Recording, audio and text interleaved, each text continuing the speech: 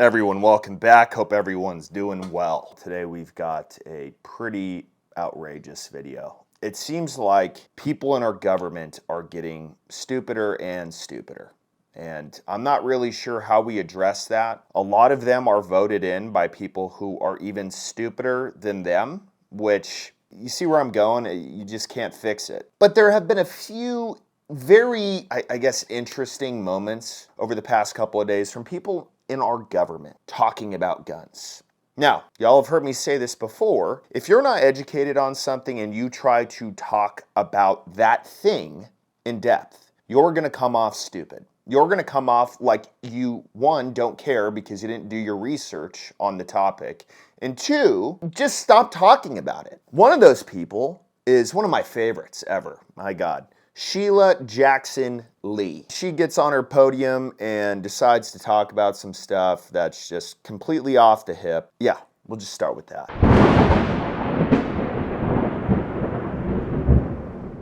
You may be wondering why I'm on concrete right now. Texas grass this year has been a pain in my ass.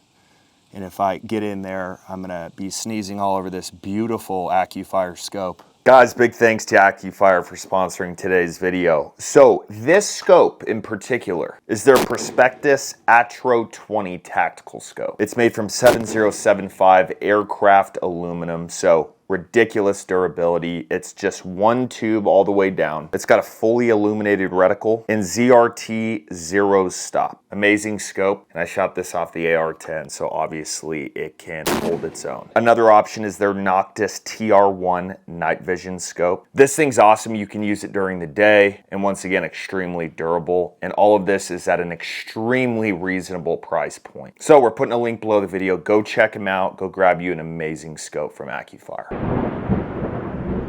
Who would even think that you could tamper with the Second Amendment? It's in the Bill of Rights.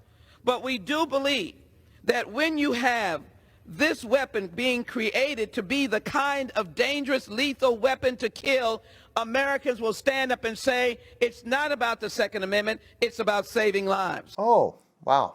Okay. Hey, good job, Sheila. Not really, but let's just talk about that for a second. First of all, you don't respect our Second Amendment. None of you do. If you respected it, you'd read it, right?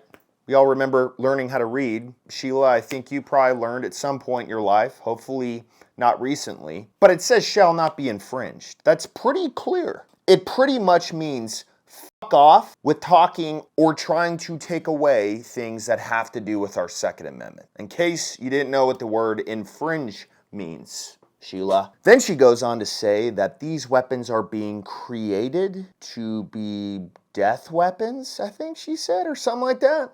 This provision specifically is to deal with when you make it a lethal weapon to be used like an assault weapon to kill people. Clearly you do not understand which weapons are used the most in major cities and in crime. It's called a handgun. It's not what you have on your whiteboard that you worked really hard on for your high school project. Lacked on the research on that project, but you got a whiteboard that looks okay. Unfortunately, all your facts are wrong. But continue, Sheila, please. We don't need automatic weapons in the hands of civilians.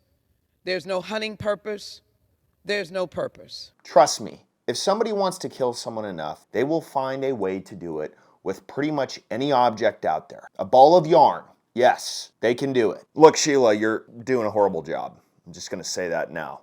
Saving lives is why I'm standing here on the floor. But a brace can be bought without a background check. When you say that you don't need a background check to buy a stabilizing brace, do you know why that is? Well, one, because the ATF can't do shit about accessories. And two, because it's made of plastic and Velcro. It would be the same as somebody buying a knee brace. Does the ATF need to make sure everybody's knee is not a weapon? Here's the other part of that. You can buy a regular stock without a background check. AR stock. You go on any reputable website, they have them for sale. There's no background check on those because, once again, they're plastic. So you saying that these are somehow making this weapon more dangerous? It's just off the hip and it doesn't make any sense. Now, if that's not bad enough, why don't we go ahead and listen to Biden at his whatever kind of summit it was talk about this. Made it harder for people to buy stabilized braces. I'm sorry, come again? Made it harder for people to buy stabilized braces. You know, dude, you're almost as bad as Fetterman from wherever he's at. He showed up to a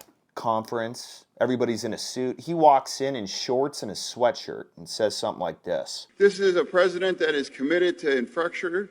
Yeah, and then on top of that, the dual kind of law of the inflation bill that is going to make sure that there's going to be bridges all across like this, all across the... Sir, can I just ask a question?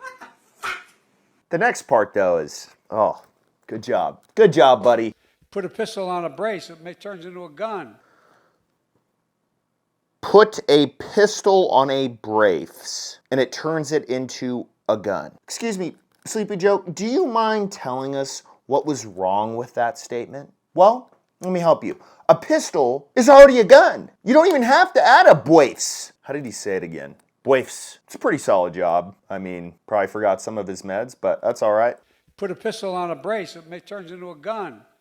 Makes it more, you can have a higher caliber weapon, a higher caliber bullet coming out of that gun. Just because you add a brace or a brace, so you can understand, to a gun, you think that you can use a higher caliber bullet just because of the brace? Sorry, I'm not going to say it his way anymore. It's getting exhausting. You're just goofy, man. If you take the brace off, which a lot of Americans had to do because of the new ATF rule, it still shoots the same caliber. Like, oh man, everybody had to take their plastic and Velcro off their guns, so now they've got to, I don't know, buy different kind of ammo because it no longer supports that kind of round.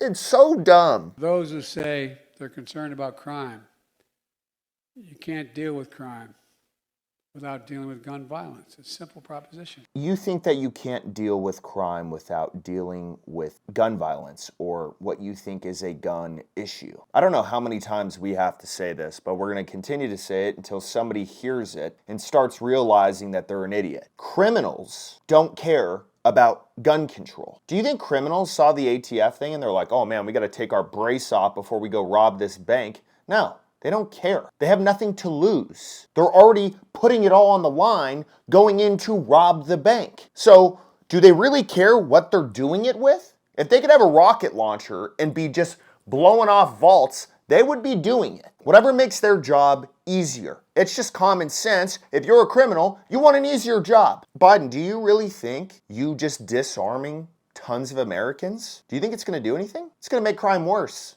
Because now criminals say, well, the good guys don't have guns anymore. So now it's going to be even easier to go into that bank because now we know that everyone in there has to have a concealed carry permit that takes 15 months to get, or it's just not worth it for them to carry guns because if they get caught with it, oh yeah, here's 2 years, here's a year, here's 10 years. But as always, outstanding job to the folks who spoke today. Sheila and Biden, you guys should just, I don't know, go hang out somewhere, see if you can figure out each other's brains.